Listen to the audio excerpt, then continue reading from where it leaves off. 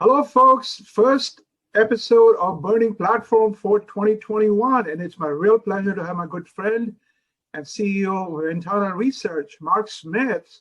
He's a troublemaker. So I'm looking forward to talking to him today about something that really, failed for a lot of companies, business continuity.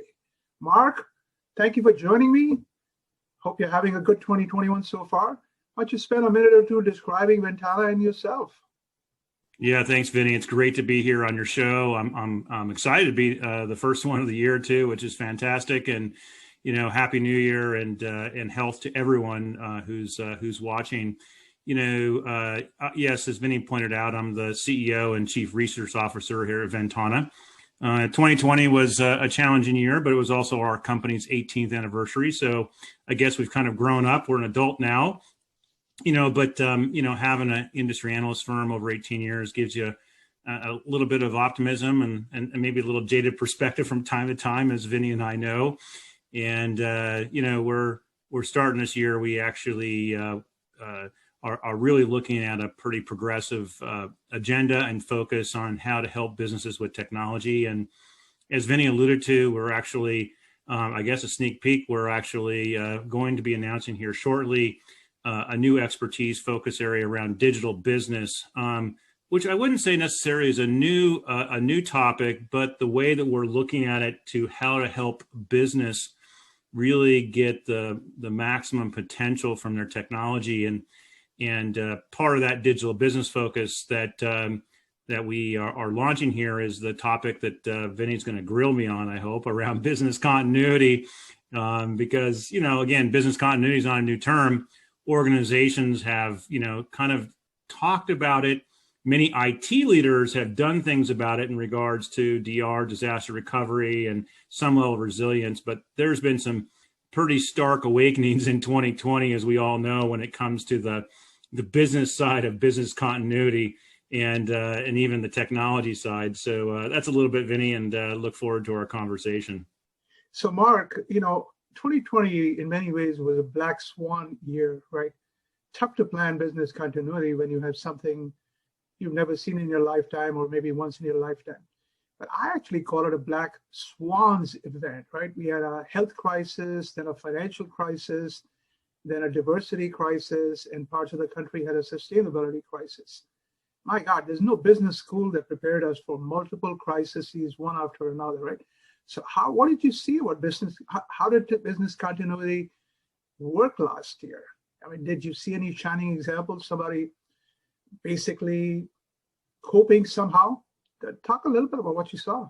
Yeah, no, absolutely. I'll have to be honest with you. A year ago, when we started to look at 2020 and our overall market agenda, business continuity wasn't on the agenda. And it came pretty clear by early February that we were heading into a fairly large challenge with the pandemic, and nobody could predict it, all the rest of the things you just mentioned.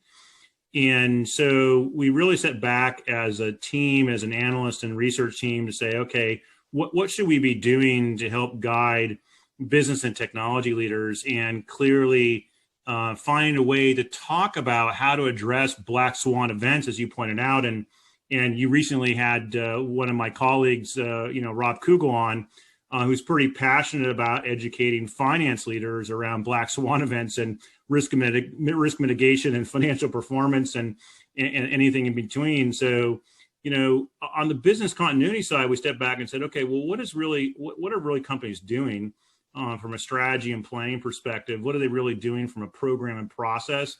And then do they have the technology and information that enables them to understand whether or not they're on the right track? So, we spent quite a bit of time, and I guess I was the leader on the bully pulpit, for over 24 weeks, really driving weekly education around this topic. So I'm pretty passionate about it.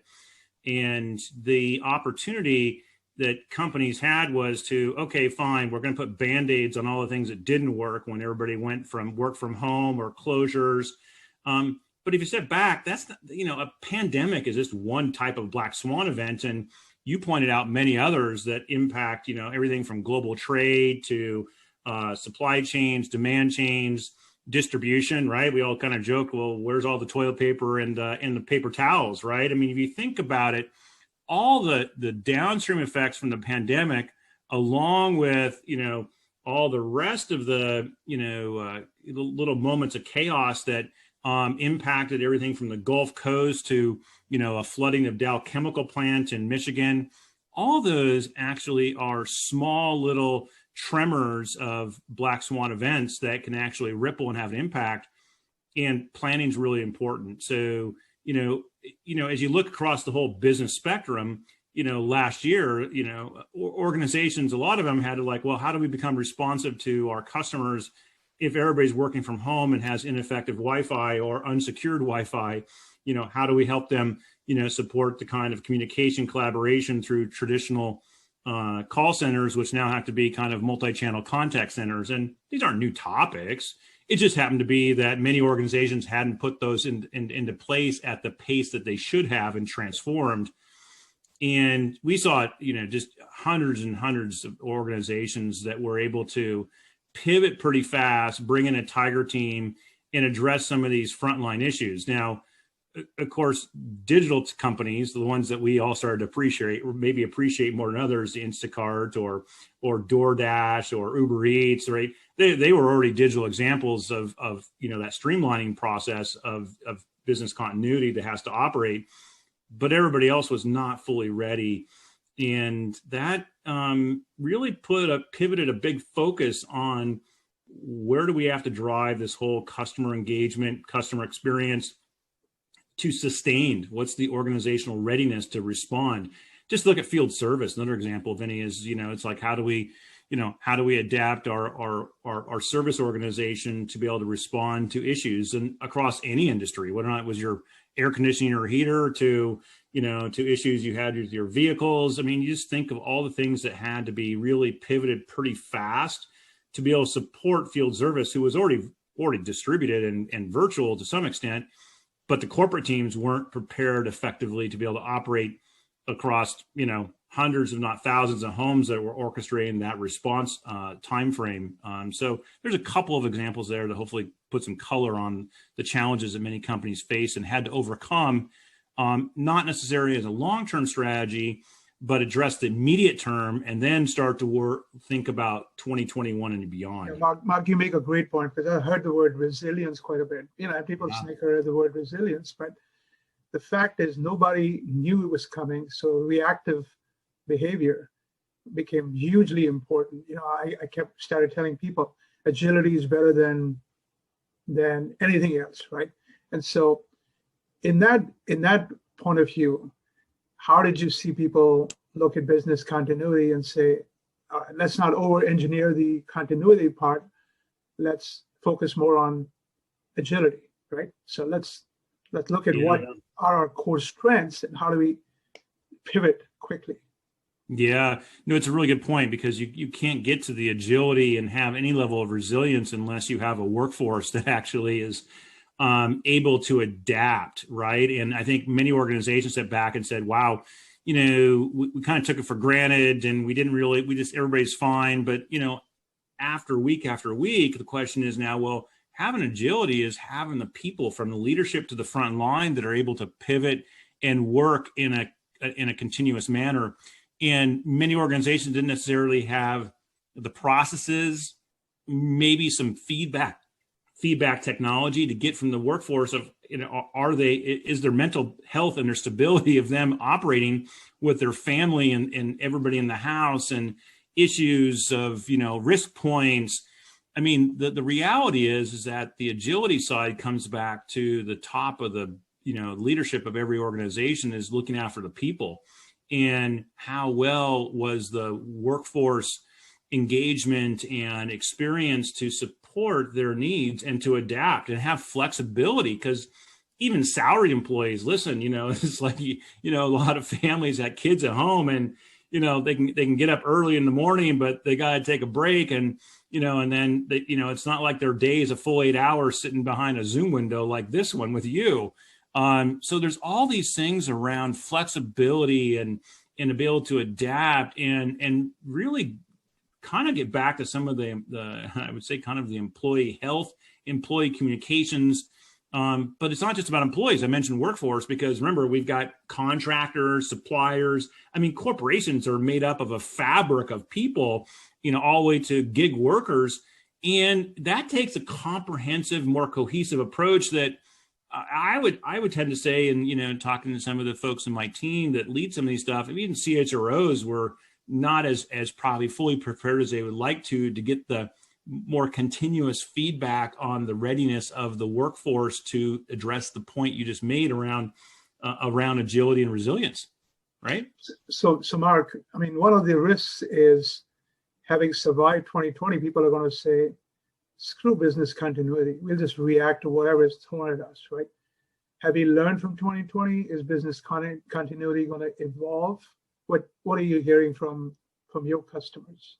Yeah, no, absolutely. And so, there's a good, I would say in terms of business continuity, the lessons learned of 2020 was, well, companies have been spending, millions, tens of millions, hundreds of millions of dollars on digital transformation. And look what happened when everything came to a screeching halt in March. But it wasn't just March. It was every week there was issues and impact, distractions, the range of these kind of Black Swan type of tremors and events. And if it's one thing that people have, that leaders are realizing that it's not just, that COVID-19 was a significant pandemic and issue, is that there is every day across the world, there's something happening that creates unrest, impacts how companies operate in a distributed manner. We're all in a global environment, global economy. It doesn't make any difference, where you're at and how you operate. So companies are taking business continuity seriously. They're planning on how to be better. In some cases, they're saying, listen, digital transformation, we got to go to the next level of that, right?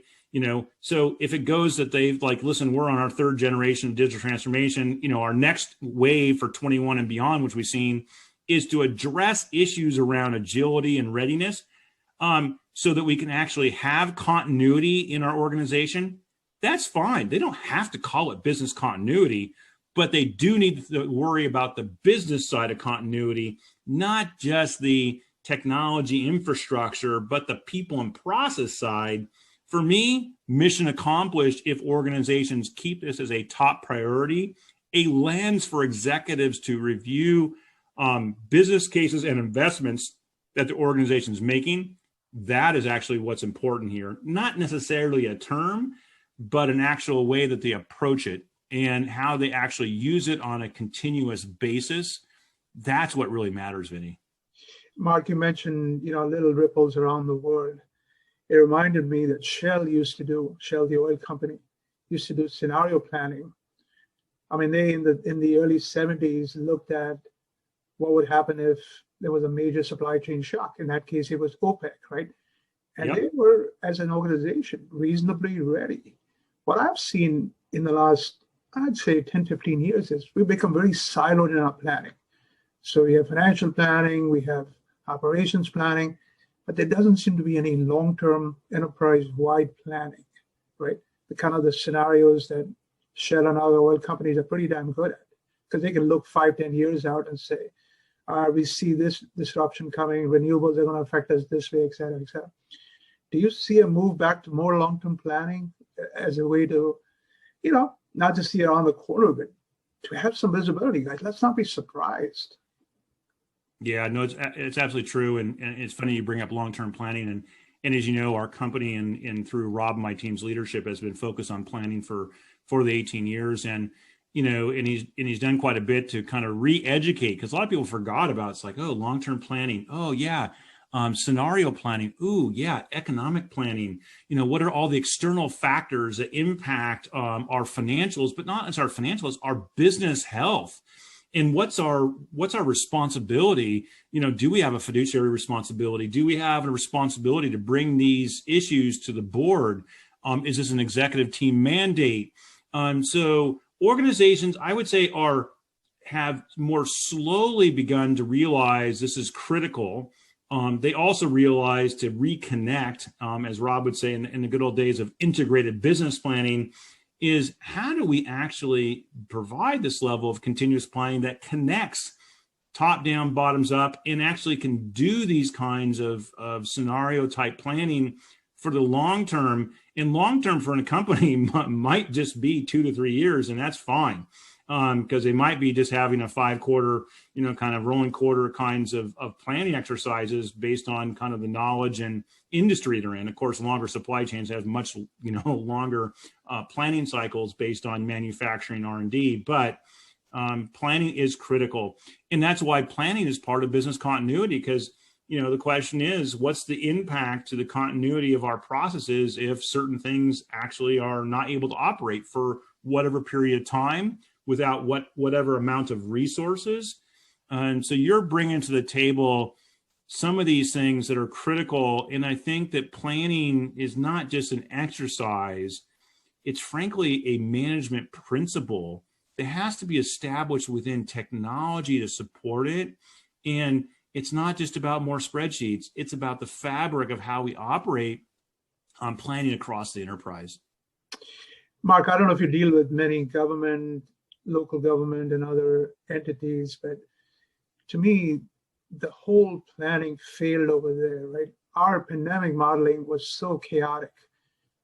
Shut down, bring in the naval ship to New York City, and then 4 weeks later, maybe we don't need it. Turn Javits into a hospital, and 3 weeks later, we don't need it.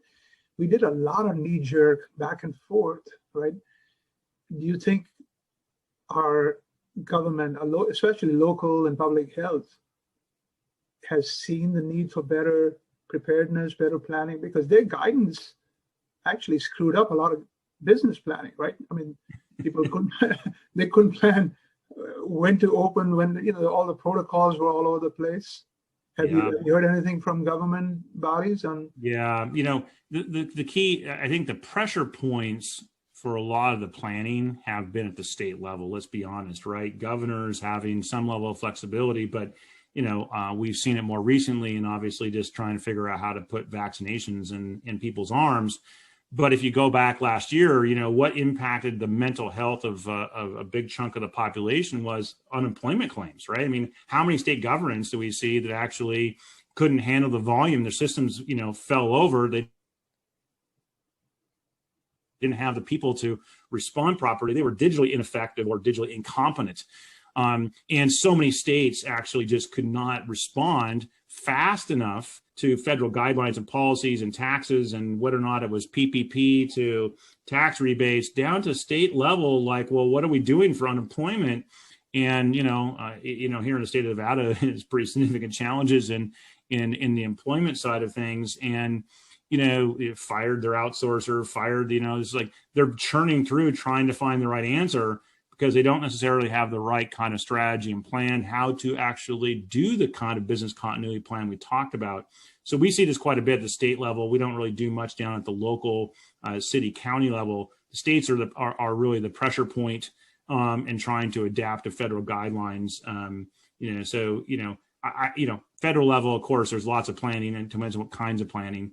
But I think what we've seen is the bigger challenges here at the state level, and we've seen private sector. Hey, I was seeing how private sector stepping up with CEOs of private companies and healthcare companies figuring out how to triangulate to actually drive the supply chain of vaccinations. I mean, gosh, talk about some encouragement going on here, which is some better examples, some better business and government relations. Is really what's got to happen, because we know the state and federal level don't always have, probably the best technology leaders.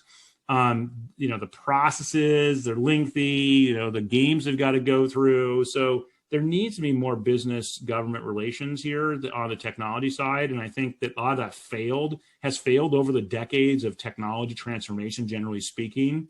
And, I think there's a lot more that we hopefully can look upon that maybe will change with the new administration, but it's really up to governors to lead and get technology leaders, real good CTOs working for them, to figure out how to be smarter about this and plan, because we're going to have plenty more Black Swan events, Vinnie. I mean, this is just the way we are on this planet, right? More people, more problems. And so, hopefully it won't be coming from me. And Mark, it's tough to it's easy to just criticize, right? Yeah. As a country, we've done, God knows, 150 million tests. Yep. Unbelievable how we stumbled, but we scaled massively. And the Operation Warp Speed, I mean, the vaccination distribution, the Yep. logistics have been extremely impressive, right? Now we need to get it into people's arms, but the distribution so far has been pretty impressive. Mark, talking about technology, we cannot not talk about vendors, right? Yeah. From a business continuity perspective, any vendors stood out for you? Yeah, and it's a great question. You're having to think.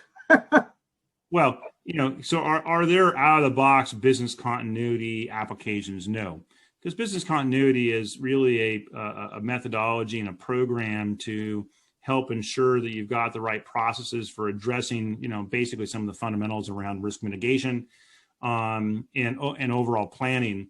So it's not like you can go out and say, hey, who's the top 3 vendors for business continuity? But what you can do is look at vendors who are focused in on things like planning, right? That can actually provide the planning across the enterprise. And so, that's why you've got, kind of, I would say in the last year and a half, kind of a little bit of a re-energized focus around planning. And obviously we both know there's, vendors like Anaplan and Planful and others who are working to do better beyond finance, right? Do real business planning, not just worry about financial planning and what feeds into the budget or the financial plan, but the operational plan, right? So that's important. And then the other thing is we've seen a lot of the, I'd say a lot of the HCM vendors really working to have and come out with new kinds of ways to engage people, right? What's the things on the people side that matter? And so, we've seen, obviously, even kind of interesting things coming out of people like Salesforce on work.com. Well, why would they get involved with this stuff? Well, because actually the number of workers who actually use Salesforce applications across the front office, what's on a daily or hourly basis, what's a better way to actually engage with your workforce than using things that could be built on the Salesforce platform?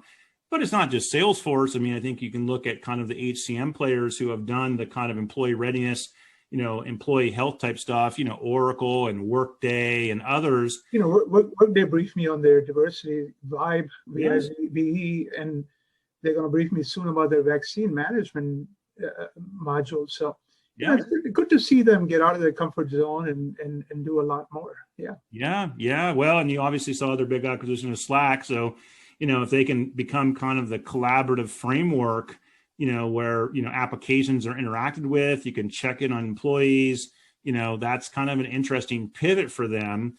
Because if you think about it, where does all the communication collaboration happen? And it's in tools like these, like Microsoft Teams. Where's that fabric where people are on all the time? And then how do we engage with them and then help get their feedback or input? What's a better plan with not having, high participation in the planning process? Well, where do you capture their inputs? Well, by God, we're not doing an email and a spreadsheet, but you could actually be getting these inputs from these collaborative technologies, what I call digital communication technologies, that are converging together to help make that workflow across enterprise, be more effective. Mark, any final thoughts? You've covered a lot of ground. Any final thoughts on business continuity? Well, I think on business continuity, I think organizations just need to step back, ask the questions internally through virtual collaboration sessions like these. How is our planning going on business continuity? Do we have the resilience to handle if another pandemic or if variants mutate from this pandemic and the vaccines are no good and we're back to square one? How are we going to operate? What are other kinds of Black Swan events? Ask the questions, figure out if you got the programs and processes, use your resources. You have resources in your organizations. You have program management offices. You got new leaders in your organization. We've seen so many, Vinnie, of like chief innovation officers, chief digital officers. There's tens of thousands of these new leaders. Engage them to ensure they have this as part of their strategy and plan. If you don't want to have that surprise set of phone calls that you weren't necessarily prepared the next time around, because the wake-up call happened. Now the question is, what are you doing about it, and how are you going to address it? Because every day is a is a new day. The sun rises, the sun sets, and anytime in between, something can go wrong. And you better have the right people, and you better have resilient technology that can operate hopefully 7x24 with hopefully 4 or 5 nines of resilience to be able to support these business continuity plans, Vinnie. Mark, the best thing to come out of 2020, I know it was a tough year for a lot of people, and politically very challenging, but the best thing that came out was unbelievable, what I call business acrobatics from so many companies. So, hopefully we can continue to be reactive, agile, and, like you say, every new day, new challenge. So just have that mindset. Absolutely, Vinnie. No, and hopefully you have more times to collaborate. And one of these days we'll see each other again face to face in the real world. Mark, it's always a pleasure. You're always full of humor and always smiling and causing trouble. And, that's what we need. It's all good, Vinnie. It's great to be here. Thanks so much for having me on your show.